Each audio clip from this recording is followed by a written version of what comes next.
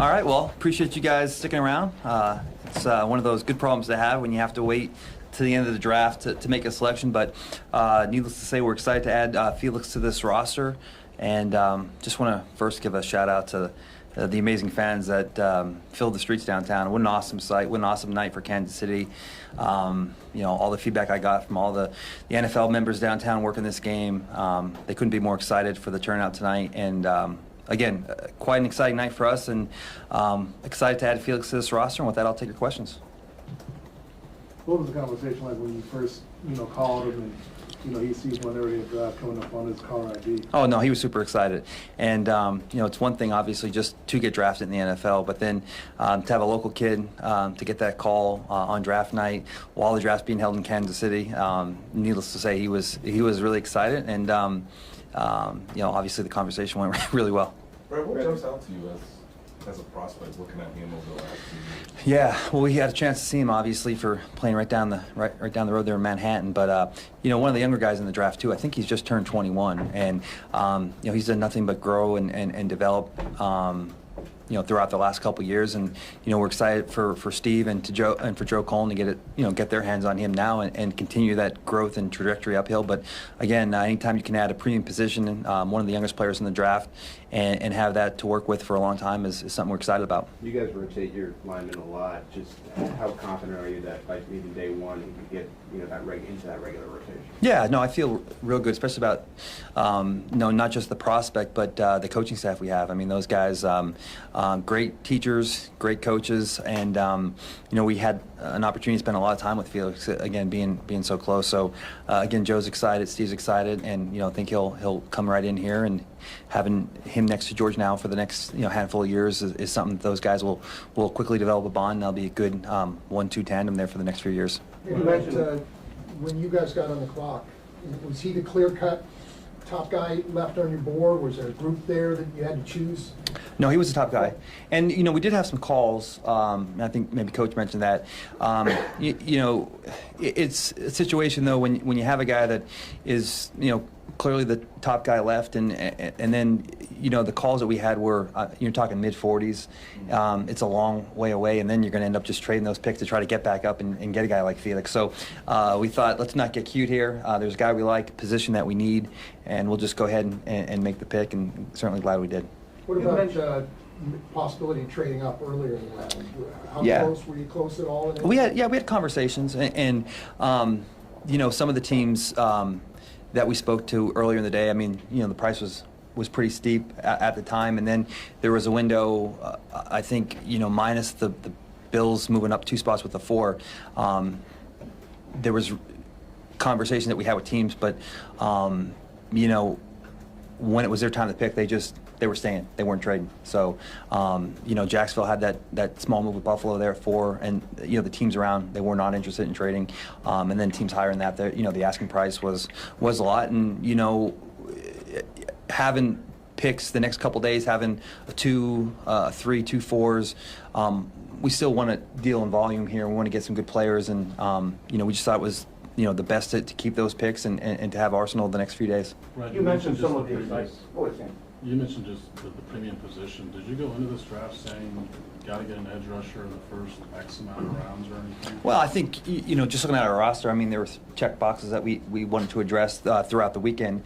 And, whether that was defensive end or a skill position or offensive line or what have you, we just wanted to come away with one of those premium positions right off the bat and then work from there and see how the board goes. But again, when we were sitting there at 31, I mean, he was the top guy on the board, and it made that decision easy. So did he rise up your board specifically because of your need or because of his position?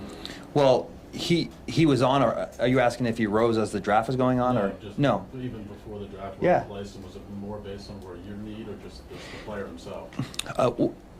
Really, the player himself. We're going to set our board, and our board is going to stay locked in, and then we're just going to follow the board. And then when we get to our pick, I mean, it's pretty easy. I think when you sit that board and stay true to it, and when you get to your pick, you're faced at a decision of take the highest guy on your board or trade down, and again then you're looking at a scenario where you're just probably trying to trade back up to get the same player. So he was a top guy on the board. He was a position in need, so it made sense at the time, and again, certainly excited for the next few days and the additional picks we have coming up. Brett, how do you feel now about that group of guys you have on the edge? Yeah, no, I mean, listen, it's a good group. We got a lot of young guys now. We brought in Charles, and we have some flex with Charles, and now we have George. Felix is in there, and certainly with Chris. Turk Wharton's coming back from an injury now, so we're excited to get him back, and he looks good. So, again, you can't have enough depth on that defensive line, and that's something we're always gonna look to add, and so we're excited to add Felix tonight and get ready for tomorrow and for Saturday. Greg, you mentioned some of the excitement from Joe and Spags about getting Felix. What is it about Felix that excites them, and even what excites you about having him on this roster? Just the motor, the relentless effort. Again, a guy that had a ton of production at Kansas State, and as I mentioned, just turned 21. So a majority of this production was coming in a big time conference at 19 and 20 years old. So I think every year he's been there, you can see the growth and development, and being so young, still think there's a huge window for him to continue to grow and develop. And we're excited that we get him at this stage of his career and being so young. Got a lot of years to work with him and continue to grow and develop him. Brett, it seemed around, good. Andy credited you for having discipline tonight. How difficult was it to maintain discipline? Yeah, it's one of those things where you're just trying to calculate, and when you're on the clock there, and teams are trying to trade up there right at the end, just trying to read the board. And I think it wasn't that hard, just because again the trade offers were so far down in the mid 40s, where you just try to quickly do the math in your mind and think about the board and how it's likely to play out tomorrow. Just the fact of the matter was, it was just a matter of us having to use a lot of those assets to go right back up. And sometimes when you get too cute, you just miss out on a good player. So we just wanted to sit there and do what made sense, and that was just make the selection. How many guys did you have first-round grades on this year? Is Felix one of them? I think we had, a handful of guys, 16, 18 guys, and, Felix was right up there in that list. I mean, these lists are different depending on whether or not you count the quarterbacks, right? So, we have a little different model that we use just to kind of project where guys are going to go and what we're going to do. But, I think all these teams, by the time you get to the 20s, you're picking on guys, though, that, if they're not first-round value picks, they're high twos. So, these drafts turn into, first-rounders are 15, and then even the picks at, 25, 28, 30, they're right there. So these values are all the same when you get to pick 31. Fred, it seemed like around 20 there was that wide receiver run, and then a pretty meaty positional fit maybe for the Chiefs. Mm-hmm. How did the strategy change maybe during that point? And was there temptation to maybe overspend and try to get someone in that window? Yeah, I mean, it like you said, Pete, the run was there with the wideouts there, and we had gotten out in front of that, though, and I think we kind of knew where the market was, and obviously, there were a few teams that were up there that were AFC teams, and they weren't interested in talking to us and trading with us. And after you get locked out of there of not being able to trade, then it comes into, we will do it, but it's going to be, the asking price is going to be even more than what you would think. So just one of those things that you just got to stay disciplined and know that the object is to fill out a deep, talented roster, and you have to work with the strength of numbers. And obviously our guys do a great job of identifying talent throughout the course of the draft. And so I think that's the part of just being disciplined there.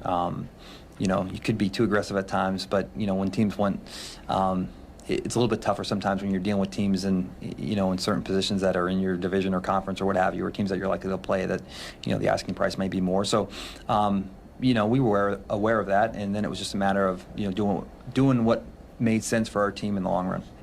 He seems like a pretty durable player given the last 2 years. I just wonder if that was an element of it too, and if the medical situation was minimal, I guess, compared to maybe other options available. Durable, healthy, young, and again, a guy that plays a premium position, a guy that has continued to grow and develop, and again, had a lot of exposure of seeing him a ton and got a chance to meet with him on multiple occasions. But certainly that played into it. And again, a ton of production for a guy that really did the bulk of that work at 19, 20 years old in those big-time conferences, going against some really good tackles the last couple of years. I mean, a lot of these guys have gotten drafted early and played early, and they've had success in the NFL. So, sky's the limit there, and with our coaching staff, we're excited for him to come in here and continue this upward trajectory. Last one, Herb. Coach, Brett, with first round in the books now, and then you just reset your draft board for day 2 of the draft.